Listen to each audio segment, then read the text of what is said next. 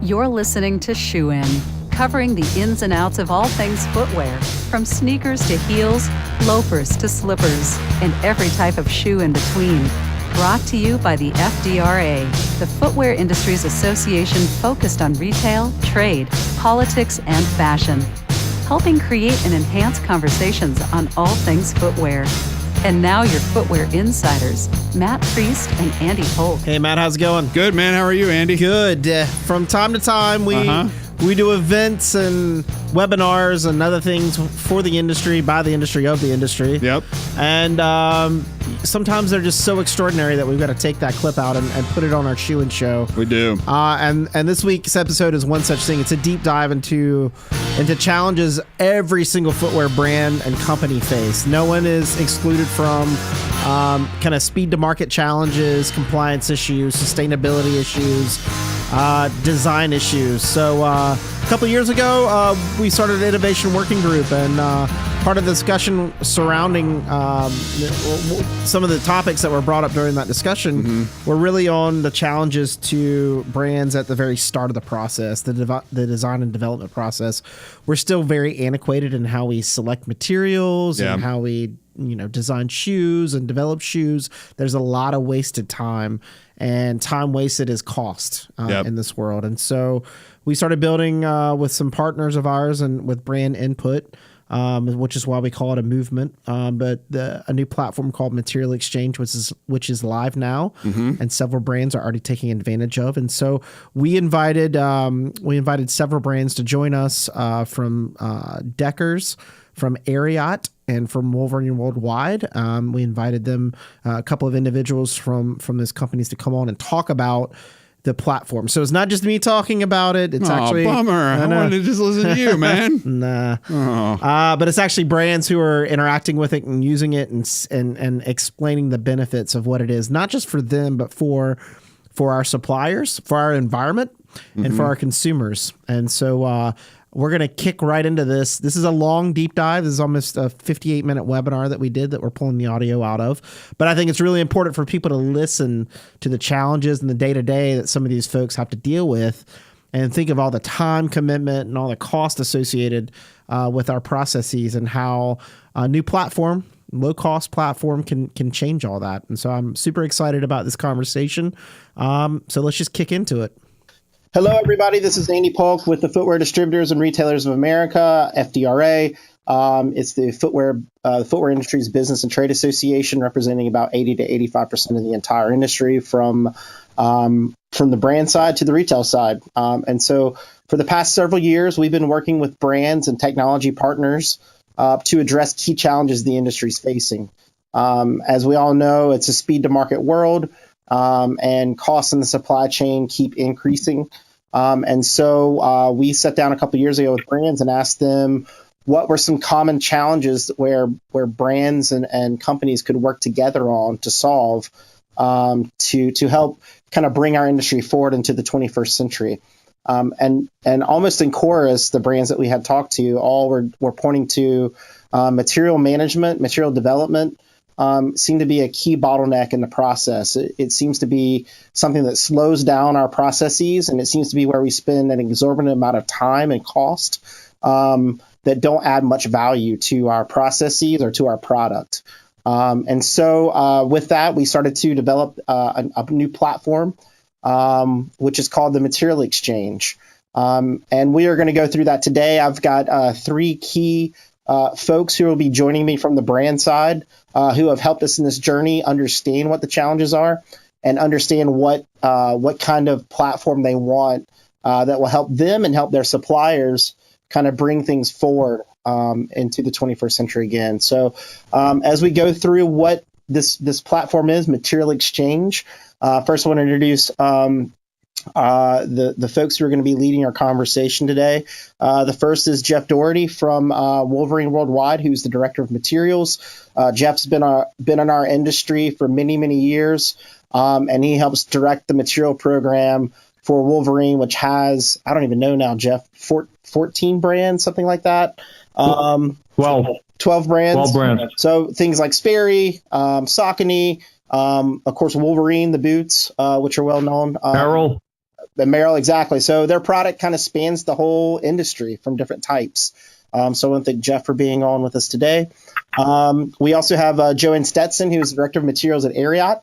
And many people know Ariat for the riding boots that they produce, high quality leather riding boots. But what they may not know is under Joanne's direction, they started to work with different types of materials. So their development team and their leadership wanted to go more to kind of comfort casual. And when that when the rider is done and they go home, they want something nice to slip into. So Joanne has been working on kind of athleisure materials, I guess is the best way to say it, in addition to those leathers. And she's been in our industry as well many, many years, working with a lot of different suppliers. So Joanne, thanks for joining us. Thank you. And then last we have Chris Hillier, who is the Director of Innovation at Deckers Brands. Chris started off as a designer, so he has a unique perspective both in terms of design, but also technologies and innovations that Deckers is trying to look at to see how they speed up processes and create efficiencies in their design, development, and execution process. Deckers Brands has well-known brands like Uggs and Teva and Hoka, and so their product also kind of runs the gambit of the industry as well. So Chris, thanks for joining us as well. With that, Chris is actually going to be doing a live demo in the background while we're talking, so you can actually see. He's already gone to the main screen and typed in his username and his password, and he's going to be going through the system slowly as we're discussing the many benefits of material exchange. But in essence, material exchange touches all kinds of touch points at the start end of the development process. And so to kind of describe what this is, it's really kind of a search, filter, and data set function platform. But to really describe how brands are using it and how it benefits suppliers, Jeff, Joanne, and Chris are going to kind of have a discussion with me about how they see this fitting into their workflow. So the first thing I want to talk about is Joanne. I just want to tee it up with you to start off. You were in the first meeting we had that really kind of talked about whether brands really wanted to make this happen. And so one thing that you told me that takes up a lot of your time, and it's kind of wasted time really, is on the data side, the material specs, the management of that, collection of that, trying to gather the data from suppliers. So maybe you can speak to what your challenges are with the data collection, and then how you see material exchange helping with that. Okay, great. Well, thanks for having me, and I'm really happy to be here. So yay, I get to talk about data. Yeah, it really does. So we have 2 seasons, and we are a very leather-centric brand. And like you said, we're adding athleisure types. We call them cruisers, and we also call our Fuse product, which is that epres. So we have so many different types of materials, not only leather, we have synthetics, we have textiles, and everything else. But we put on a material show twice a year. And in preparation for the material show, I prepare all of the data that I call the decision-making data for our designers and our developers and our product managers. And that's just the first part of collecting data. That's just a portion of it. And once we get to the next level, then I ask for another layer of data, and it's very cumbersome. And like when we're preparing for a material show, I have to get 100% from everyone before I can start printing out my brochures and my workbooks and everything for our teams. And it's painful. It's very painful. So it is extremely time consuming. It's a monumental task. So with the materials exchange, I can just go into the system and pull out the information as we need it. And I wouldn't even have to do all this pre-collection of data in the beginning at all. It would already be there for me. We wouldn't even need to touch any of it until we decide we need it. So that would take away so much added time that we could spend on doing more important things. In essence, material exchange, it allows your suppliers to upload images of their materials so that you can see them, and then also the data spec sheet already in there. And then you could look at it online, or you could actually download it in Excel or actually pull it into your PLM system depending on what you want to do. But that means what you're saying is you don't have to chase down that data and you don't have to buy them. So it helps you, and it actually helps your suppliers kind of, focus on actually what they're good at too, and developing that material, not just having to do all the admin stuff. Exactly. Okay. Jeff, I know you also deal with specs, and they're a challenge for your end too, from your perch related to performance standards, because you guys have a lot of different types of shoes who have different performance standards. How do you see this helping kind of prevent the roadblocks or speed bumps as people get down the process and they're really close to actually putting a shoe in production?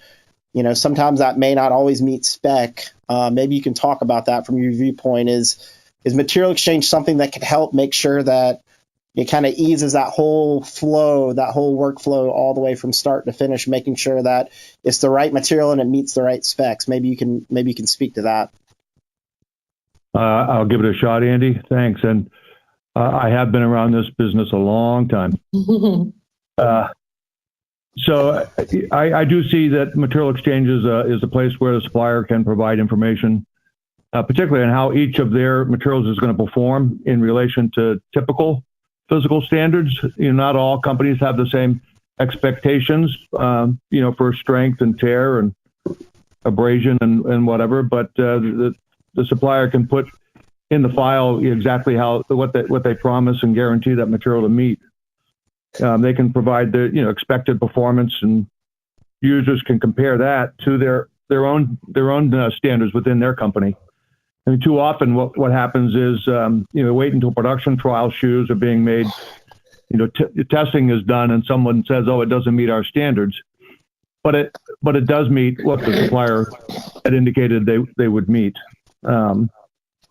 We're oftentimes data rich and information poor, and this is a great place for all that information to be in one place. It could be a single version of the truth, so to speak, and all the information in one place for everybody to see. Right.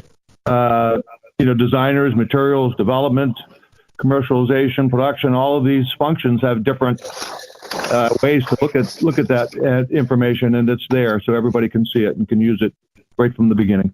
So from your standpoint, you guys have emails flying all over the place, and sometimes things may fall through the cracks, but this would allow you guys to all be on the same page, is what you're saying.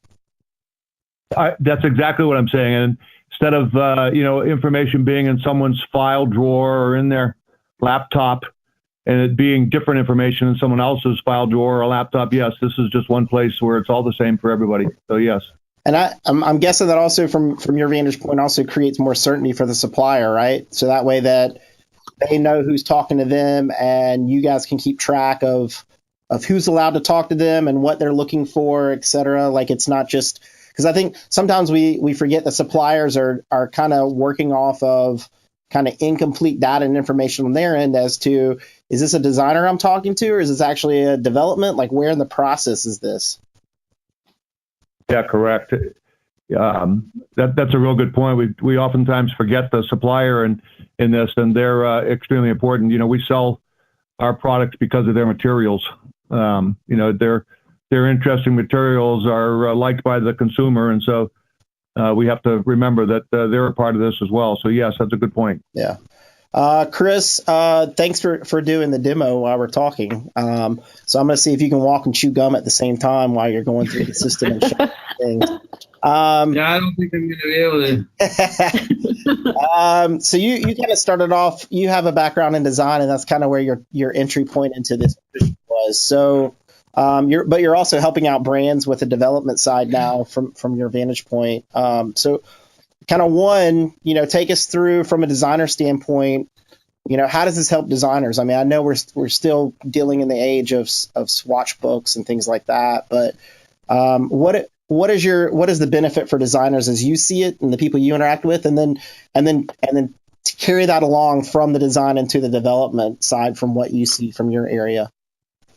Yeah, I mean, I think from a designer standpoint, I mean, we're just looking for inspiration, and we're also trying to narrow things down. So it's like the need for physical samples is always going to be there. We always need to touch and feel a material before we order, thousands of yards of it for production or for sampling or whatnot. But I think that where it comes down to really the rubber hitting the road is the process that I've had my entire career is going to material shows or going to the materials library, frequently, and just getting inundated with, how many options there are. And I think that, that's fun if you have a whole day to go hang out in the materials library, but very often that's just not the tempo of our development cycle. And so we either lose creativity because we throw something on there that we know was going to work, but we just didn't have time to look for anything else.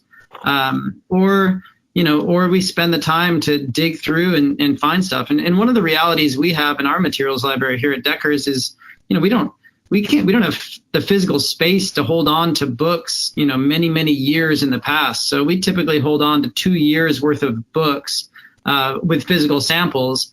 Well, that's a huge issue when it comes to trying to find something that was 3 or 4 years old.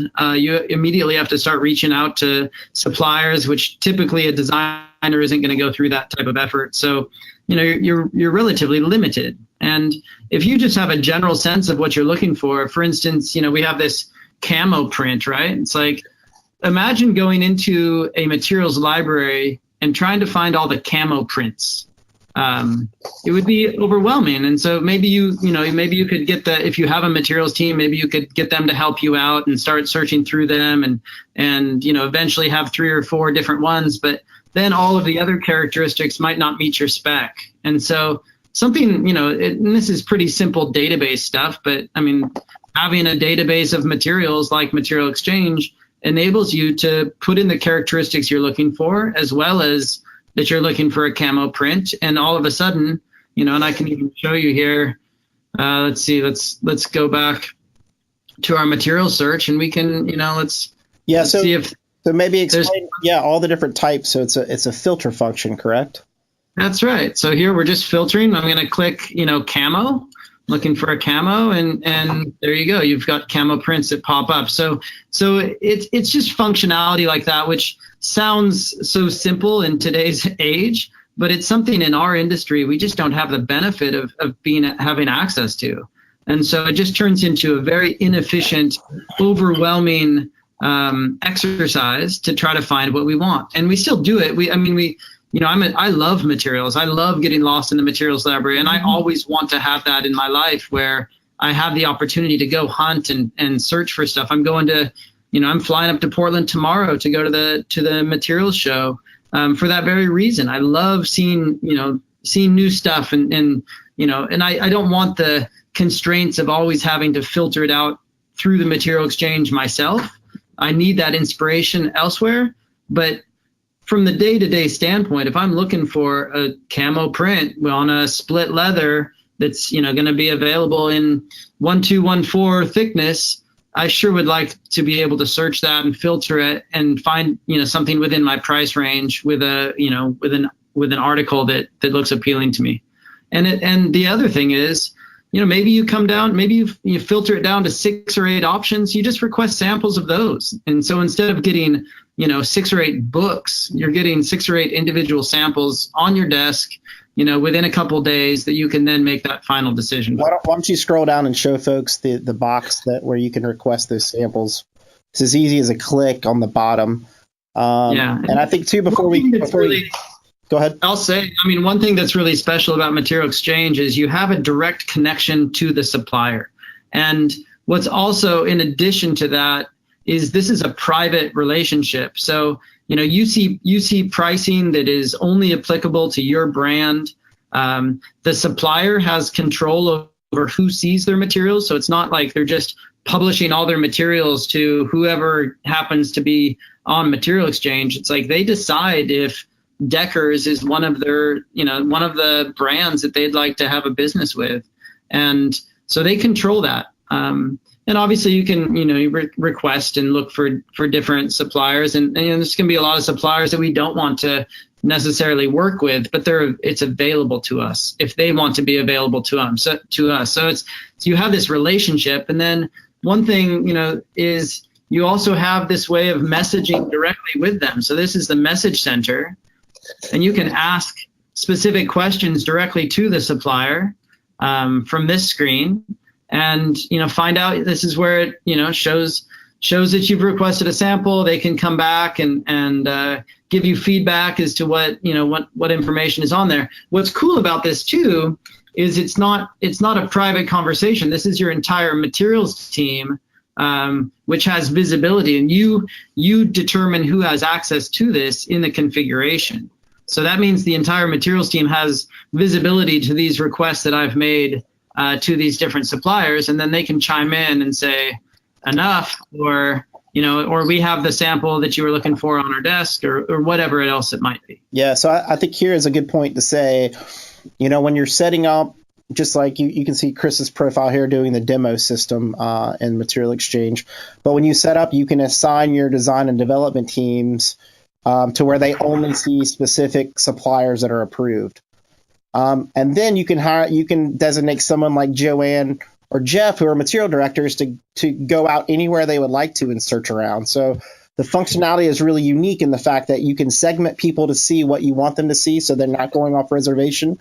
And then you can enable people to go out and find new suppliers and bring them into the system, and the system set up such that, just like Chris said, it's business to business. So you connect with that supplier, and if that supplier wants to show you what they have, they can show that to you.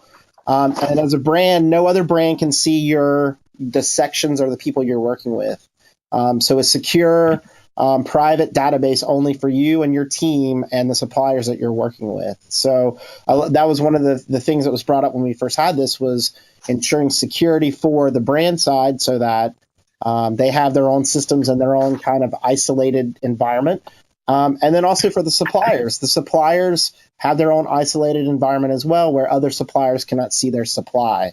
And so Material Exchange has that functionality to allow that. So I want to bring Jeff and Joanne back into this conversation about designers as well, because I know as material directors, you guys see the design and then you got to figure out how to make it work, right? So Jeff, I'll start with you, and then Joanne, I'll bring you in too. But okay. I'm sure you hear from designers all the time about what they need. So how do you see, you heard Chris talk a bit about it, but from your vantage point, how do you see ME helping your designers?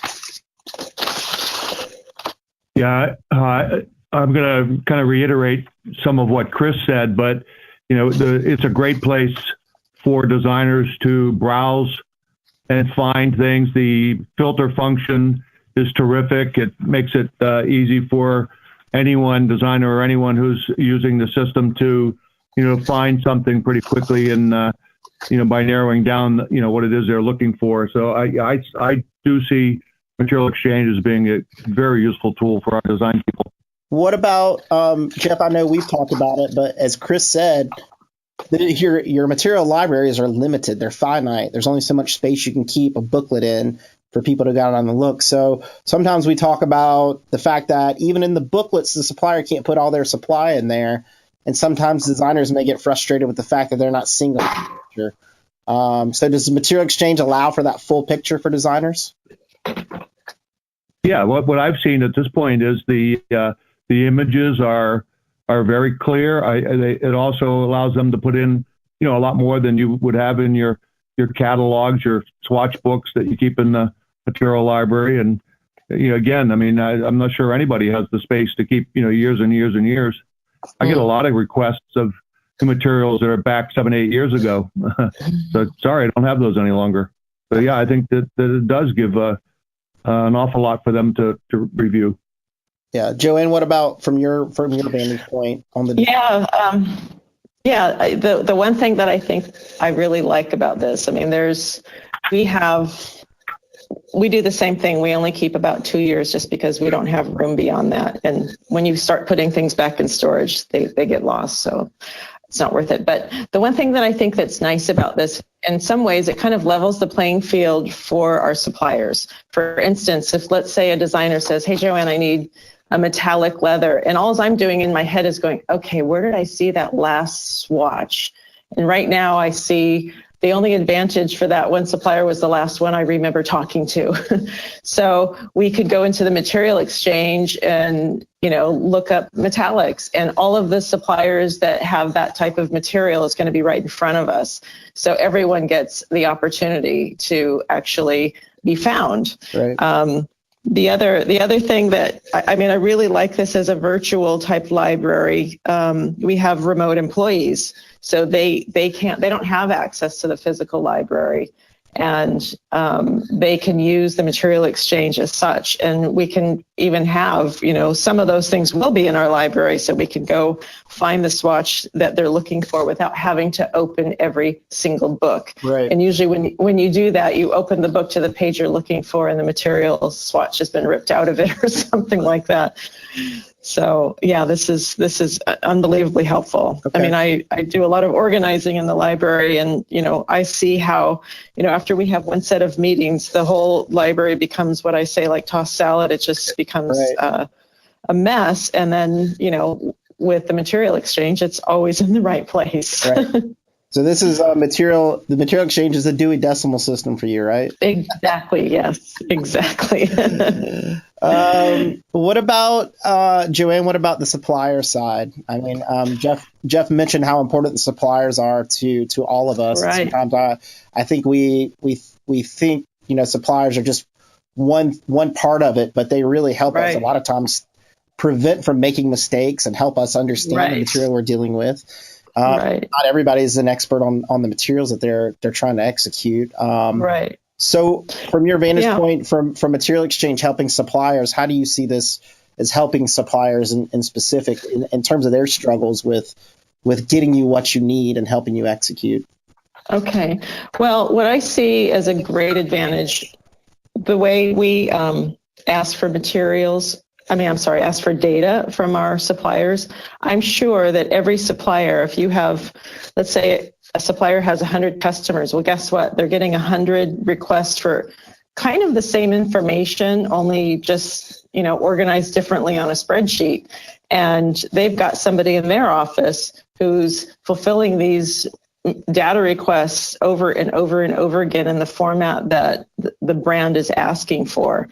So now with materials exchange, they just do it once, Right. and that's it. And they're done, and then we can go in and get it. The other thing that I think will be a really nice opportunity for suppliers here is, as you said, they control what they can put out there, what they can put on the site.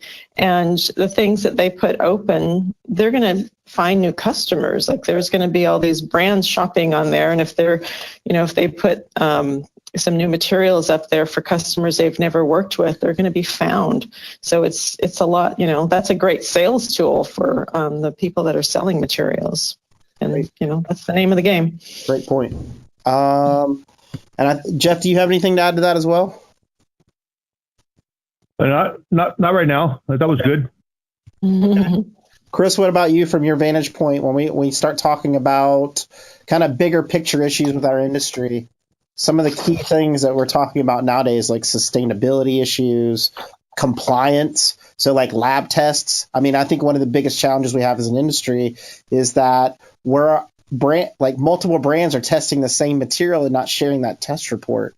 So, and then the other thing is like measuring the sustainability of items before you actually put it into production rather than on the back end. So from your vantage point, we've talked about some of this, but maybe describe some of the bigger picture items that we have.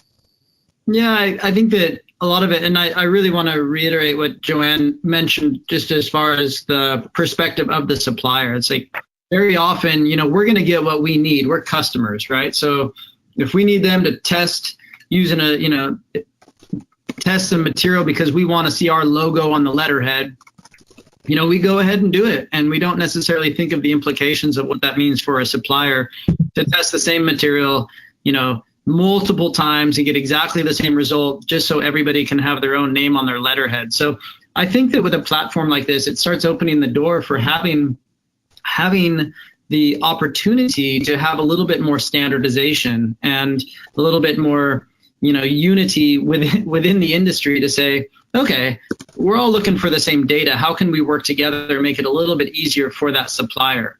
And the material exchange is the perfect place to do that. And whether we're working with leather organizations, who are auditing different factories. It's like they just need to audit it and put that data up on Material Exchange, and then we can all sort and filter by that information. It's like as we're working with the Sustainable Apparel Coalition, it's like as the supplier gives a rating to that material and it's entered in their database, all of a sudden everybody has access to that data. So you can start searching and filtering by that. And without a platform, frankly, there's no chance of ever being able to do that. And that's why we all need to kind of work together and get a platform in place. So then we can really start taking advantage of some of these additional benefits that are going to come down our way. Joanne, I know you and Jeff both have to focus a lot on sustainability and care a lot about sustainable materials and executing sustainably. Maybe you can speak a little bit about sustainability and compliance issues as well. Yeah, well, I'd like to say about sustainability. One thing, I'm sorry, I keep talking about data. One of the things that I ask for of our suppliers is a lot of information on the materials that we're sourcing. And it goes deep into, where is it coming from, and really digging far into the transparency issue that I think is really important for us. So that, and the other thing is that I think that, when you talk about sustainability, I think our consumer is not quite sure exactly what that means. And even brands, there's so many different ways to describe what that is. And I think that through organizations like Leather Working Group and through the Sustainable Apparel Coalition, that when we are able to put this information in there on our materials, it can be really a lot clearer, and we will be able to make better material choices when we want to have a certain amount of sustainability in our product. Yeah. Jeff, do you have anything to add? Sure. Today, what's trendy is stories, about materials, sustainable materials or environmentally friendly materials and whatever. So a lot of that information can be maintained here. We're getting requests from designers for supplier businesses that are women-owned. Different materials that maybe they're made from recycled plastics from the ocean or whatever, and all of that information is available for everybody to see. So great place to maintain that information. Yeah, and as you said before, it becomes a center of truth for everybody, right? It's all there. You can point them to it. There doesn't have to be a slew of emails going back and forth. They can probably, most likely, once they're trained well, they can find it for themselves. And then as material directors or even executives, you can kind of go into the system and take a look and see what people are looking at ahead of time. It kind of gives more transparency. And I would even say, beyond that too, kind of looking at trend, because you could get some of your sales folks to sit around a table with an executive and look in there and see what designers are looking at to make sure they're looking at the right materials, the right patterns to make sure that are trend focused in the right way. So there's kind of things even beyond what we've talked about today of benefits as how people are kind of going to start using this in the future. And then I guess, before we kind of get to the innovation side about how this is going to thrust forward the industry, and I'm going to have Chris talk to that. Maybe Joanne, you and Jeff can talk a little bit about conversations you've had with your suppliers about this system. I know we've had a lot of conversations with suppliers. This is new for some of them. Some of them it's not new. They've thought about creating their own system, but what kind of feedback have you heard once the supplier understands the system? Is this something that they are willing to adopt and looking forward to adopt? I've gotten various. Go ahead, Joanne. Go ahead. No, you go ahead. I've gotten mixed, but I think a lot of times it's just the supplier really kind of trying to understand a little bit. But some of them have immediately said, "This is a great opportunity. How do I get on the system? I want to be a part of it." And so we're supporting them and encouraging that. And some of the others, they'll just take a second and a third time to explain and show so that they will be on as well. But so far it's been a very good response from the suppliers to join and be a part of this. Joanne? Yeah, I'm kind of getting the same. I think that there's, change is always a little bit daunting to some people, but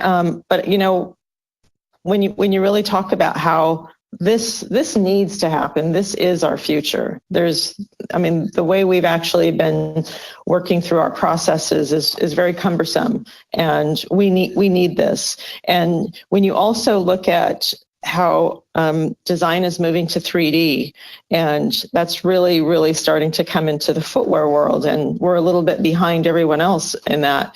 And this is going to be, as you know, as most of you know, that 3D images take up a lot of data space, and you can't really, if you have all of this in one cloud, so to speak, to be able to get what you need, then that's really going to be helpful for everyone too. So as we move in that direction, this is going to be really important. And just sort of learning how to deal with this sort of new way of working. It can be a little bit daunting, but it'll all make sense in time.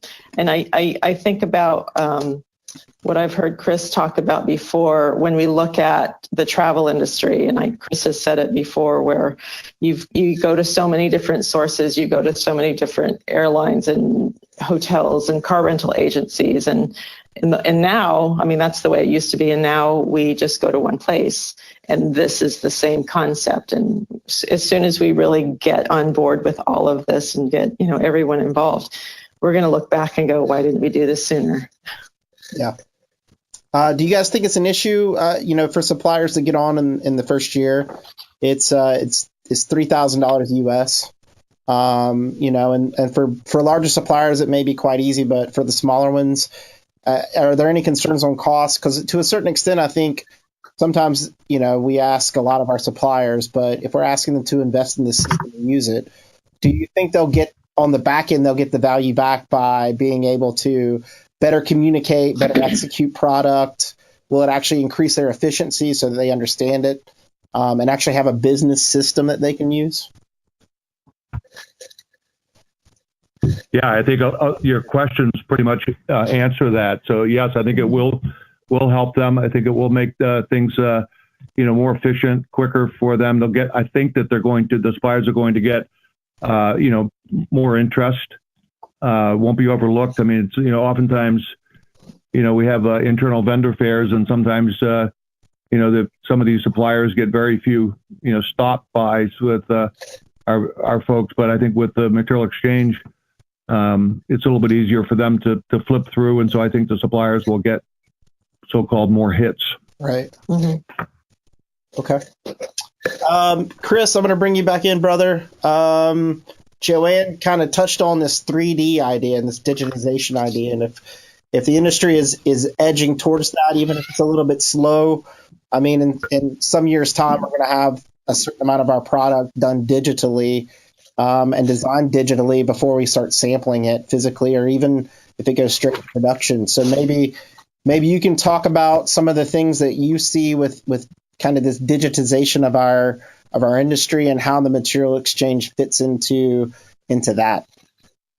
Yeah, it's an important thing for us to all have on our radar. I was actually just the chairperson for the PI apparel event in Los Angeles last week, and it's really it's that event is a little bit more apparel oriented.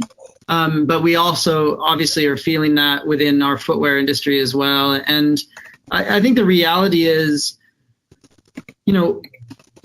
every other industry in the world is creating things in 3D.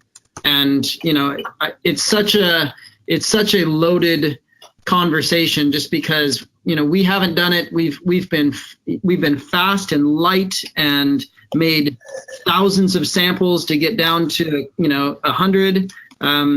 We've had terribly bad behavior. Our tooling's really not all that expensive. Our factories aren't charging us up front. We know that we're paying for them, but they're not charging us up front very often for samples. We have so many different ways of kind of proliferating this bad behavior and have for decades in my whole career in the footwear industry. And I think that the rubber is, really starting to hit the road here, where, we need to act faster. We need to make better decisions quicker.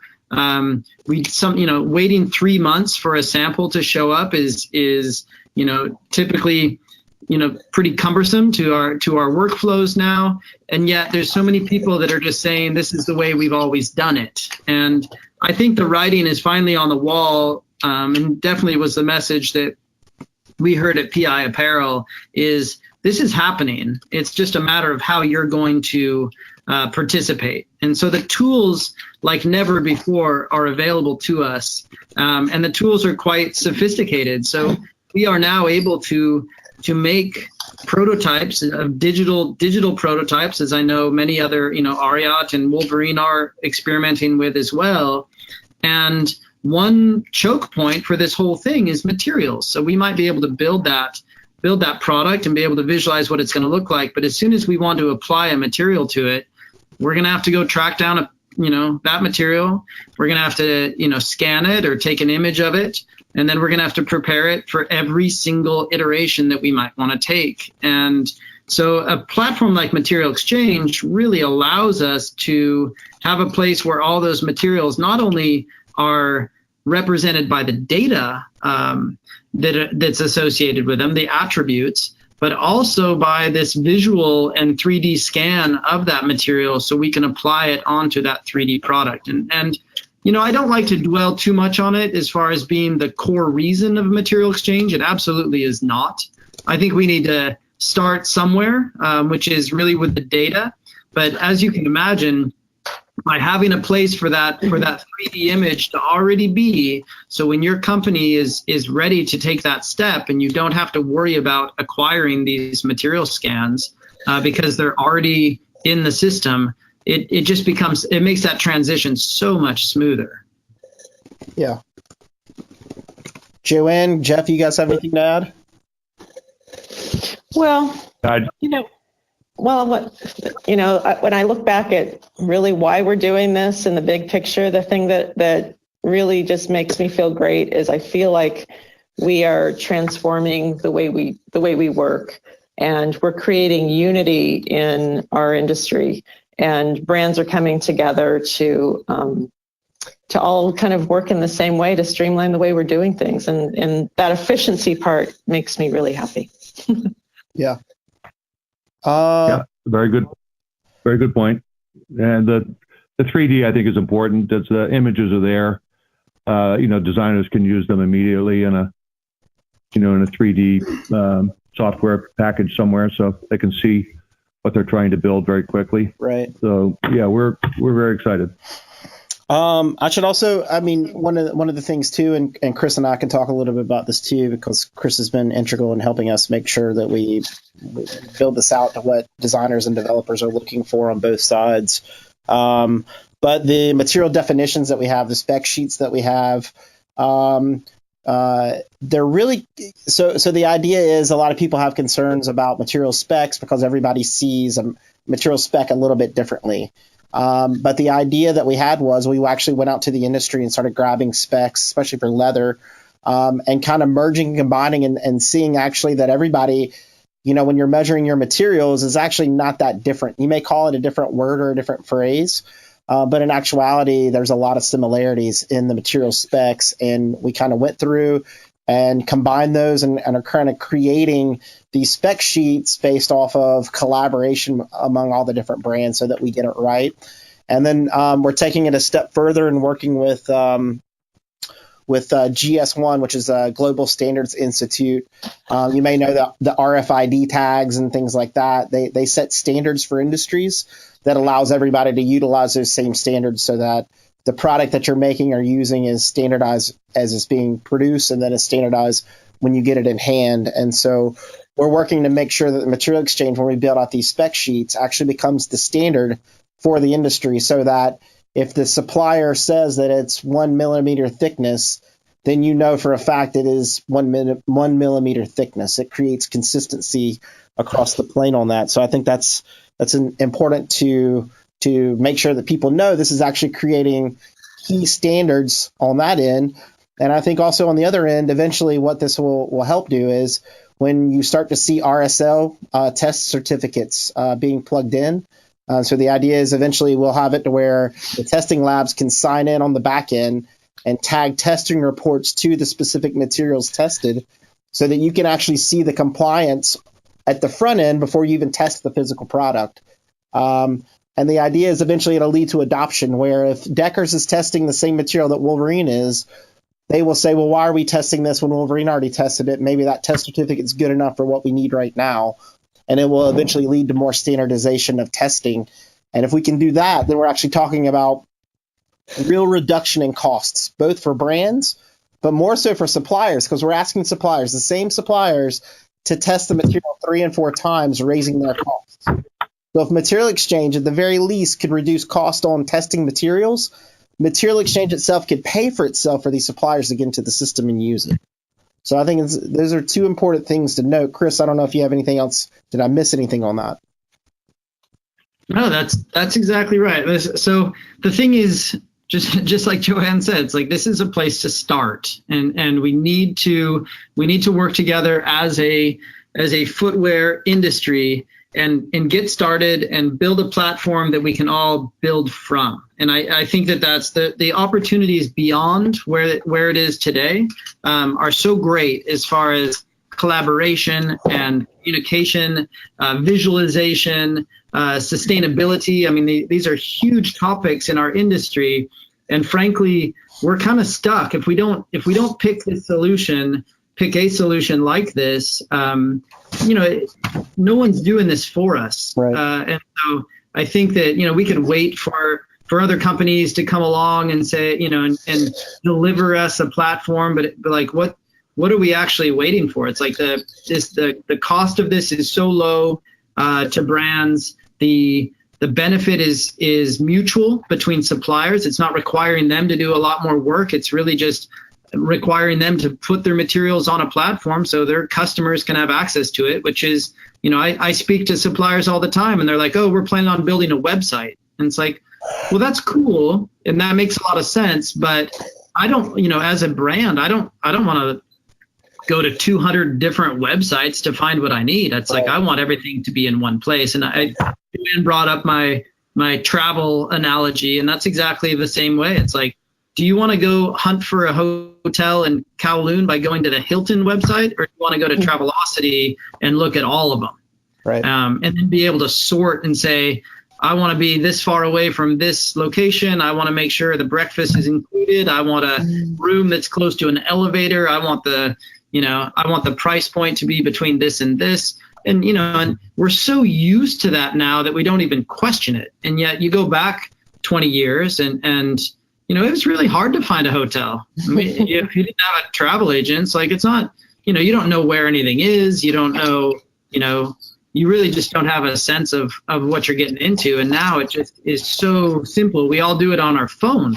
Right. And my dream is to have that same efficiency in materials. And I think that this is a platform which absolutely represents that. It's like we can find exactly what we want whenever we want it, and get that sample on our desk a couple days later. And if we have a specific question, reach out directly to the person that we need to talk to and get it. You talk to anyone from a materials team, and Joanne and Jeff are some of the best examples I can imagine. And their whole day is chasing emails and trying to see if someone got back to us, and trying to figure out if a designer reached out without letting the developer know, and really putting out all these fires and trying to figure out stuff. And it's like just to do their job. And it's like, I believe that this is eliminating so much of that extra noise, so we can just get down to finding the right material for our products. Yeah, and I'll speak to that too, because we've seen several companies trying to create their own digital material database, and the trouble is, if you don't work together on something like this, you're actually spending hundreds of thousands of dollars in just data processing, where you're having to collect you're having to hire an admin to literally update your PLM or Excel system, et cetera, to make sure that they're always up to date and in the system, because obviously material development is ever changing. And the specs on all those things are ever changing. It's a constant kind of battle versus using a system like this where you pay some user fees up front for the brand side. For supplier, first year's $3,000, and you kind of have all the bells and whistles already built in so that you don't have to worry about those extra costs or the delays. So I think that's why when we started this off, brands were helping us explain what their challenges were and help us understand what we needed to develop. And that's why we always called this a movement. This isn't a business. No one's trying to make huge amounts of money off of anybody. What we're trying to do is make enough money to invest in the system, make it grow and work and function so that it lowers costs for suppliers, it lowers costs for brands, it increases everyone's speed, and it helps everybody become more sustainable and compliant, ultimately, and also innovation. So with that, we're about to close off today. If you have questions, if you use the chat box in your GoToWebinar panel, there's a question section that you can ask questions. We've answered some of those. I went through it actually and answered some of those that people were popping up. But go ahead and enter that in there now. And just kind of to sum up, this is a platform where suppliers upload their materials, images, and they upload their spec sheets. And it allows brands to go in, designers, developers to go in and filter and find materials faster, more efficiently, be able to see those spec sheets in real time, be able to download those into their PLMs to manage it, be able to download into an Excel if you manage it that way, be able to have communication channels so that the supplier knows the specific material you're talking about and the specific person they're talking to, whether it's a designer or developer. And it allows kind of an oversight of the development team or the development manager or the material manager or even sourcing executive, be able to go in there and look at what those communications are so that, as the product moves down the cycle, everybody's in sync on this. There's no surprises at the end of the road. And I think kind of to sum it up, I call it the 4 C's of material exchange. There's greater choice for designers. There's instant clarity for material attributes. There's clear communication for suppliers and brands. And here's a big word. I call it clairvoyance. There's development clairvoyance where you can actually see line of sight and have those communication channels and you can see who's talking, just as we discussed. So we do. The question is, do you plan on publishing a list of material suppliers that have committed to using the system? We don't plan on publishing that. This is a business-to-business platform. You can go into Material Exchange if you sign in and log into that site. The idea is that you can find them in there and you can ping them and you can create those relationships. So if you subscribe to Material Exchange, you can see the listing. One thing that we didn't talk about was you would actually find material suppliers by location. So if you're in Vietnam and your lace suppliers in Korea, you can actually find a lace supplier closer to the factory to reduce your costs and create more efficiencies. So there's that. So we don't publish the list. The list is in Material Exchange. If you sign in, you can go in there and find that. And this is a process. These are a lot of introductions. Some people have heard about this Material Exchange for the first time. And so we're happy to do demos for your company. We're happy to do demos for your suppliers. We've been to supplier fairs. We've been to Skechers. We've been to Deckers. We've done supplier fairs at Wolverine. We'll keep doing these vendor fairs as much as people want us to come and educate. And you can see Chris, he's tagging right now where these suppliers are. So we're happy to help. And if you have questions, obviously you can contact me. I think there's a good way to do this where you get your material teams to subscribe, your directors, and you start working with suppliers to come into the system, test it out, get used to it. And then at the point where you have a large number of your suppliers in the system, then you add in your design and development teams when there is materials to start really look at and filtering in. And it's a ramp up period. This isn't going to happen overnight. We know that. This is an introduction. But I wanted you all to hear from brands who are doing this already and working and thinking about this, about how they're already using this and will use this to transform their operations to help not just their brands and the suppliers, but also our consumers ultimately. So let's see, other questions. This obviously we're a footwear organization. This is for apparel. This is for furniture. This is for a variety of different industries. Any industry that uses textile or leather or any kind of like PU, etc. We're building this out to be a multifaceted material database, online cloud-based database where you can go in and search by all these different types of materials. We're even going to bring in eventually zippers and buttons and accessories that you can find on this platform. So in essence, it will be building out to where you can find all your footwear needs, apparel needs, furniture needs, etc. Transactions do not happen on the website. This is not an Alibaba as of right now. The idea is, as Chris said previously, that the specific to your brand, as you connect with that supplier, you may have a specific rate based on how much composition or how much material you may purchase from them. So, of course, you get an economy of scale discount that you negotiate that can be on there. For the filtering, there is price filtering, but that's only for search function. That isn't actually price negotiation with the vendor. You do that down the road. But the execution of the amount is off this platform. It should be business to business.